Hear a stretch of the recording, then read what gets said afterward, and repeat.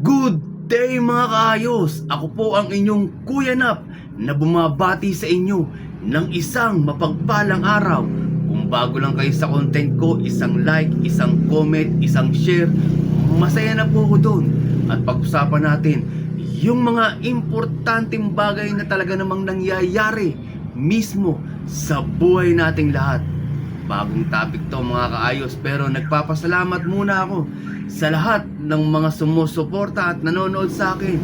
YouTube, Facebook, Instagram, Napoleon Abukay, TikTok, Nap Ayos. Salamat po sa lahat ng nanonood sa akin at nag-share nitong makabuluhang video ko. God bless and ayos. Bagong topic tayo mga kaayos. Pag-usapan natin mga kaayos yung tamang attitude o ugali ng isang ng isang tunay na driver sa kalsada. Medyo nakakatakot at nakakabahala na kasi yung mga napapanood natin na sunod-sunod na aksidente. Nung nakaraan, nung isang linggo dito sa amin sa barangay Kanlalay, may na-aksidente, nagulungan siya ng truck. Motor yata yun, motor. Durug-durug yung katawan. Medyo nakakabahala pag ganun, nakakatakot, 'di ba? Dapat maging responsable tayo sa pagmamaneho. Minsan pag-aaway sa kalsada, huwag na laging mainit.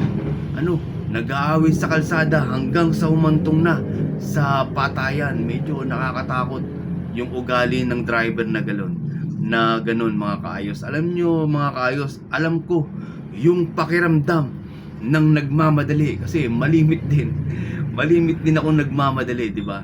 Gustong-gusto natin na makarating agad dun sa pupuntahan natin. Pero dapat bagamat ganun, di natin maiwasan, dapat alam natin yung talagang tunay na ugali ng isang driver. Sasabihin ko sa inyo mga kaayos, ang tunay na ugali ng isang driver dapat relax at kalmado lagi, di ba? Kaya mabilis yan, kaya mabagal, katamtaman yung takbo, kasi iba-iba naman tayo, di ba? Iba-iba naman tayo ng speed ng pagpapatakbo. Dapat laging kalmado yung isip at katawan natin sa paghawak ng manibela, di ba? Kasi mga kaayos, ito yung tip ko sa inyo, lalo na sa mga batang driver, kasi pag batang driver, mabibilis talaga magpatakbo yan. Minsan pag nagkadikit, ang isip agad nila, karera.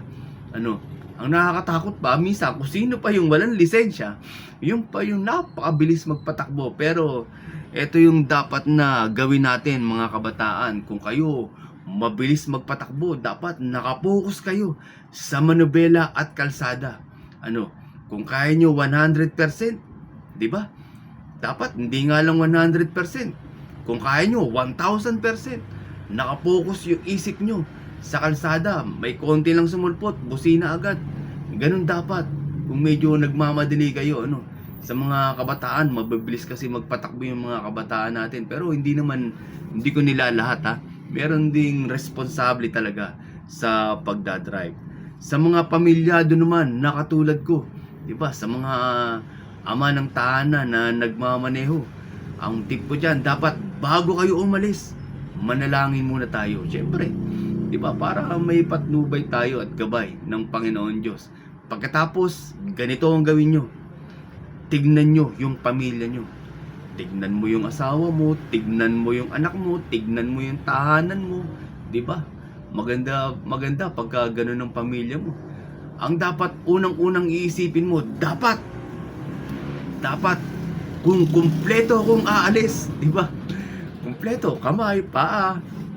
Dapat kung kumpleto akong aalis, kumpleto rin akong babalik sa pamilya ko. Dapat ganun lagi ang mindset ng isang tunay na driver o ama ng tahanan. Minsan ang nagdadrive, babae, minsan may mga ganun. Pero dapat ganun lagi ang tunay na mindset ng driver. Kung paano kayong aalis, dapat kumpleto rin kayong babalik sa pamilya nyo. Wag laging daanin natin sa yabang o init ng ulo. Minsan ganun eh. Minsan may nakakasabay tayong mga driver na ganun.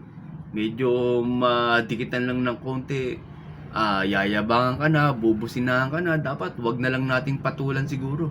Kasi hindi natin alam yung ugali ng iba't ibang tao. Wag nating daanin kasi baka mamaya yung yabang mo, yun ang maging sanhi ng kamatayan mo o aksidente, 'di ba?